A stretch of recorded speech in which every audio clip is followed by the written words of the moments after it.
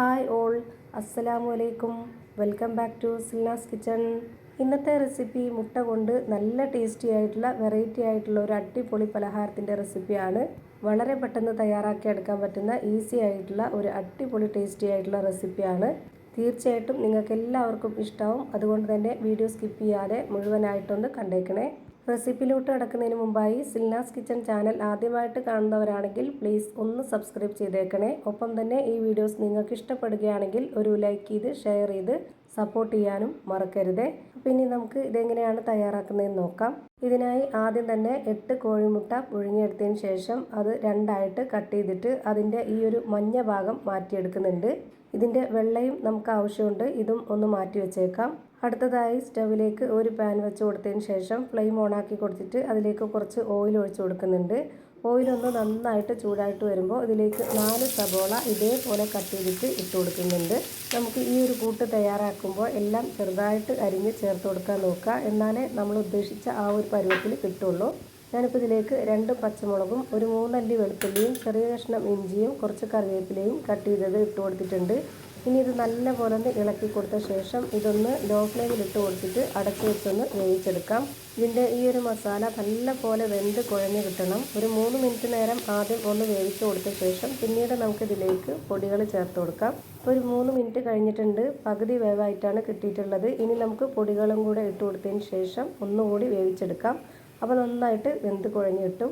ഇനി ഇതിലേക്ക് പൊടികൾ ഇട്ട് കൊടുക്കുന്നുണ്ട്. 1 സ്പൂൺ അളവിൽ മുളക് പൊടി, ഒരു നുള്ള് മഞ്ഞൾപ്പൊടി, പെരുംജീരകപ്പൊടി, ഗരം മസാലപ്പൊടി, ആവശ്യത്തിനുള്ള ഉപ്പ്, ഇതെല്ലാം ഇട്ട് കൊടുത്തിട്ട് നന്നായിട്ട് ഇതൊന്ന് ഇളക്കി കൊടുത്തിട്ട് ഒരു 2 മിനിറ്റ് കൂടി ഇതൊന്ന് വേവിച്ചെടുക്കാം.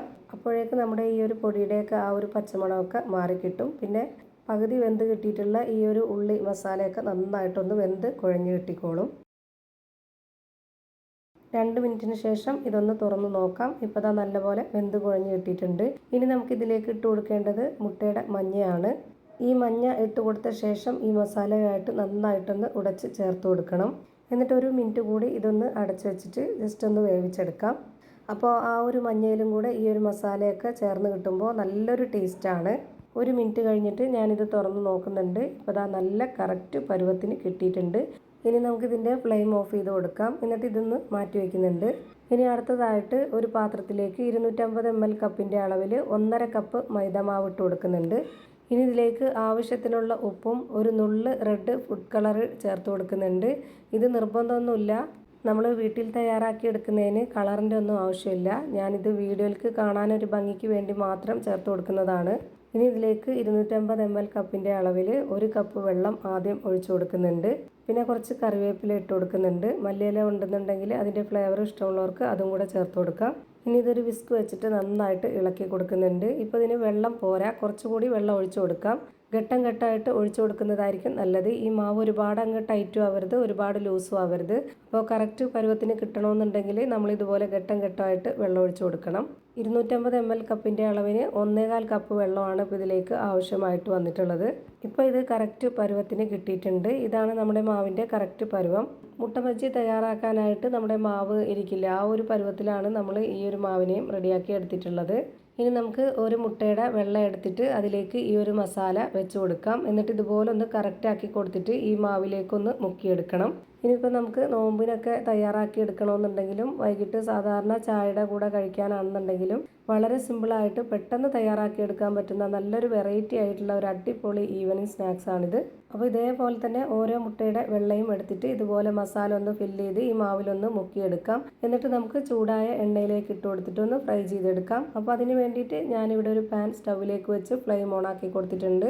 അതിലേക്ക് ഓയിൽ ഒഴിച്ചു കൊടുത്തതിന് ശേഷം ഓയിലൊന്ന് നന്നായിട്ട് ചൂടായിട്ട് വരുമ്പോൾ ഇതുപോലെ ഓരോന്നായിട്ട് ഇട്ട് കൊടുക്കുന്നുണ്ട്. ഇതൊരു മീഡിയം ഫ്ലെയിമിൽ ഇട്ട് കൊടുത്തിട്ട് വേണം വേവിച്ചെടുക്കാനായിട്ട്. ഒരുപാട് ഫ്ലെയിം വെച്ച് കൊടുത്തു കഴിഞ്ഞാൽ പെട്ടെന്ന് കരിഞ്ഞു പോകും. മസാലയൊക്കെ വെന്ത് കിടക്കുന്നത് കൊണ്ട് തന്നെ പുറമേയുള്ള മാവ് ഒരുപാട് കട്ടിയില്ലാത്തതുകൊണ്ടും പെട്ടെന്ന് തന്നെ വെന്ത് കിട്ടും. ഇനി നമുക്കിത് തിരിച്ചിട്ട് കൊടുക്കാം. ഇപ്പോൾ ഞാനിതെല്ലാം തിരിച്ചിട്ട് കൊടുത്തിട്ടുണ്ട്. 1 മിനിറ്റ് ഈ ഒരു ഭാഗം വെന്ത് വന്നു കഴിഞ്ഞാൽ പിന്നെ നമുക്കിതൊന്നുകൂടി തിരിച്ചിട്ട് കൊടുത്ത് നോക്കാം. ഇപ്പോൾ ഇതിൻ്റെ ഈ ഒരു പുറം ഭാഗം വെന്ത് കിട്ടിയ അതേപോലെ തന്നെ മറ്റേ ഭാഗവും കൂടെ വെന്ത് കിട്ടി കഴിഞ്ഞാൽ പിന്നെ നമുക്കിത് എണ്ണയിൽ നിന്ന് കോരി മാറ്റാം. ഇപ്പോൾ ദാ ഇതിൻ്റെ 2 സൈഡും വെന്ത് കിട്ടിയിട്ടുണ്ട്. നമുക്കിനി ഇതെല്ലാം എണ്ണയിൽ നിന്ന് കോരി മാറ്റാം.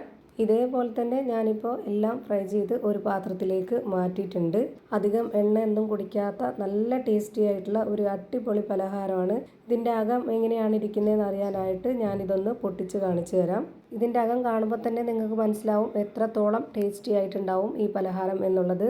അപ്പോൾ ഇത്രയേ ഉള്ളൂ ഇന്നത്തെ വീഡിയോ ഇഷ്ടമായാൽ ലൈക്ക് ചെയ്യാനും കമൻറ്റ് ചെയ്യാനും ഷെയർ ചെയ്യാനും മറക്കരുത്. അതുപോലെ തന്നെ ഞാനിടുന്ന പുതിയ വീഡിയോസ് നോട്ടിഫിക്കേഷനായിട്ട് കിട്ടുന്നതിന് വേണ്ടി സബ്സ്ക്രൈബ് ചെയ്ത് ബെല്ലൈക്കൺ അമർത്തി അതിൽ ഓൾ എന്ന ഓപ്ഷൻ എനേബിൾ ചെയ്ത് കൊടുക്കാനും മറക്കരുത്. പുതിയൊരു വീഡിയോയുമായി വീണ്ടും വരും. Thank you for watching.